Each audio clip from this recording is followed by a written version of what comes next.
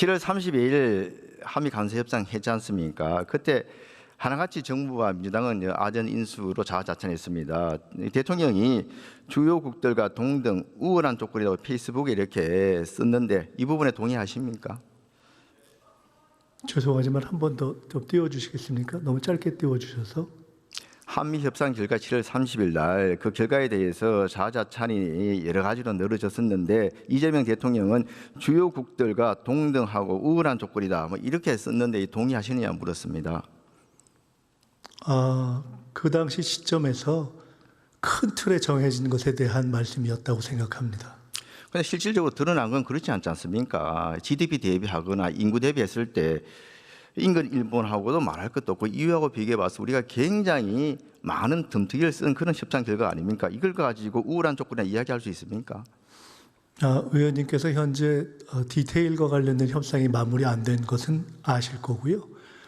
예를 들어 일본과만 놓고 비교할 때 큰 틀에 있어서는 일본의 GDP 또 우리의 GDP 상황을 놓고 볼 때 예를 들어 마스가 프로젝트에 들어있는 1,500억 불 이런 부분들을 제외한다면 일정하게 동등한 조건이다 이렇게 이야기할 수 있었다고 봅니다. 그 3,500억 투자 조건에 대해 가지고도 그때 미국 측 발표, 우리 측 발표가 달랐는데 실질적으로 지금 미국 측 발표를 지금 고집하고 있고 거기에 우리가 지금 합의를 못 해주고 있는 거 아닙니까? 그럼에도 불구하고 합의 잘 됐다고 얘기했던 거 아닙니까? 자, 8월 25일 날 그래 대통령이 트럼프 대통령하고 실무회담했습니다. 그때 총리께서도 결과에 대해서 한 말씀 거두셨는데 한미 정상들 즐겁게 웃고 끝났으면 성공한 회담이다. 지금도 이 말씀 그대로 지금 동의하실 수 있습니까? 대통령 간의 정상 간의 관계가 결정적으로 가장 중요하다 정상회담에서 라는 점에 비추어 본다면 그 점에 관해서는 저는 여전히 대단히 성공적인 회담이었다 이렇게 이때 봅니다. 지금 트럼프 대통령 직접 만나러 뭐 하러 가셨습니까?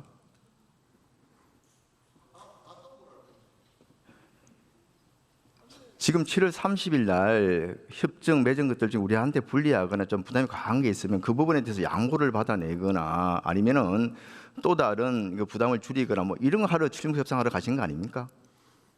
그 협상이 지금도 진행 중인 것을 잘 아시지 않습니까? 그런데 그런 결과물을 하나도 내놓지 못했지 않습니까? 결과물이 지금 나오기 위해서 노력을 하고 있는 과정에 있습니다. 자, 그때 대통령실 대변인이 합의문이 굳이 필요 없을 정도로 서로 이야기가 잘 된 회담이다 이렇게 이야기했죠. 그런데 지금 현재 결과가 어떻습니까? 이재명 대통령조차 우리나라에 이익이 안 되면 사인 왜 하냐 이렇게 이야기를 했습니다. 이때 대변인 말이 맞는 겁니까? 지금 대통령 말이 맞는 겁니까? 왜 두 사람 이야기가 틀립니까? 네, 큰 틀에서의 틀은 그때 정해졌고 구체적인 디테일에 대해서는 여전히 치열한 국익. 그렇게 이야기가 잘 됐으면 왜 지금까지 질질 끌고 있습니까? 이게 대변인이 대통령실 대변인이 국민을 대놓고 국민한테 대놓고 지금 거짓말한 거 아닙니까? 어디가 거짓말인지 잘 모르겠습니다. 잘 됐다고 얘기한 것이 합의문이 필요 없을 정도로 잘 됐다고 얘기한 것이 지금 거짓말 아닙니까?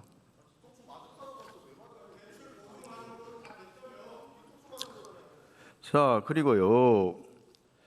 지금 우리가 3,500불도 모자라 가지고 이 트럼프 대통령이 만나가지고 실무 협상할 때 기업들이 1,100달러 추가적으로 직접 투자 이렇게 또 한다고 더 오히려 우리가 더 덤태기를 쓰지 않습니까? 그런데 돌아온 게 뭡니까? 이렇게 1,500 더 추가적으로 투자하겠다 해놓고 나서 좀 조지아주 그 사태가 벌어진 거 아닙니까? 간슬개를 다 퍼줬다는 말도 팩트에는 맞지 않는 것 같고요.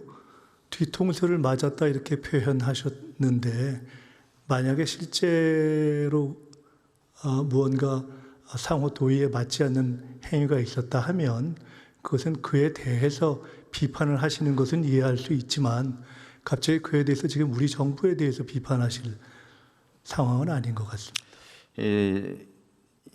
이재명 정부의 초보적인 외교 역량과 안이한 대응은 조지아주 사태에도 그대로 드러납니다. 자, 우리 국민이 지금 9월 4일 날 317명이 구금되었습니다. 이게 지금 아주 심각한 사태입니까? 아닙니까? 심각한 사태입니다. 9월 4일 구금됐는데 총리께서는 보고 언제 받았습니까? 바로 그 상황 직후에 들었습니다. 그러면 총리께서 외교부 또 산업부 이런 관계 장관들하고 회의하셨습니까? 저 상황은 벌어지자마자 대통령실을 중심으로 해서 회의가 진행됐고 제가 그 상황을 알고 있었습니다. 대통령실을 중심으로입니까? 대통령 주재입니까? 대통령실을 중심으로 했다 이렇게 말씀드리겠습니다. 대통령 안 보입니다. 대통령은 알고 계셨습니다. 알고는 계셨겠죠. 대통령은 9월 4일 구금이 됐는데 그리고 이미 그에 대해서 9월 4일 그 구금이 전력을 됐는데 다해서 대책을 세워라라는 지시가 나왔다는 것이 이미 대변인을 통해서 나와 있었습니다.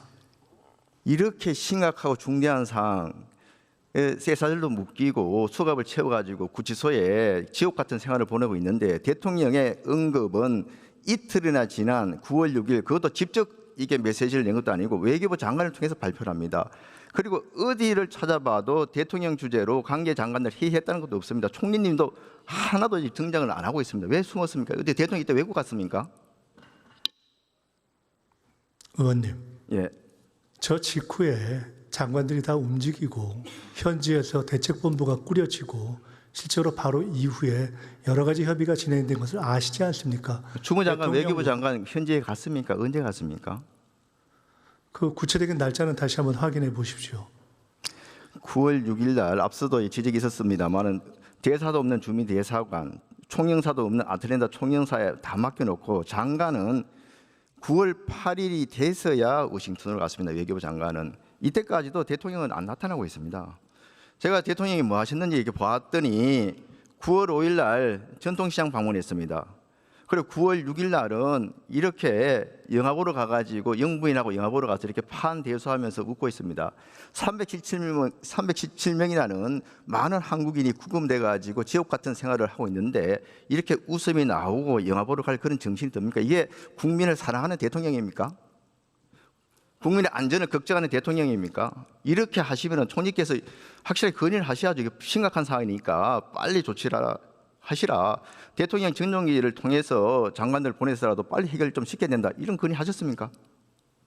의원님, 죄송하지만 제가 이런 말씀까지 드리고 싶지는 않은데 이 상황에서 대통령이 사실상 여러 가지 지휘를 다 하고 있는 것이 명백히 드러나 있는 상황에서 지금 저런 제가 참 뭐라고 답을 해야 될지 좀 사실 제가 지금 진행하시는 말씀을 들으면서는 초반부에 제기하셨던 그 여러 가지 국무위원들에 관련한 것과 유사한 수준, 제가 수준이라는 표현을 써서 참 죄송합니다만은 그래서 사실은 솔직하게 답드리기가 좀 어렵습니다.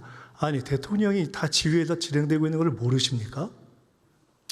그러니까 이게 그리고- 대통령께서 이게 전면에 나서서 지시를 하실 그리고 외교부 하지도 않을 장관이 정도의 그런 움직이지 아주 않으면 그냥 사소한 어떻게 사건입니까? 현지에서 애틀랜타 총영사관에 주미 총영사가 파견돼서 대책본부를 꾸렸겠습니까?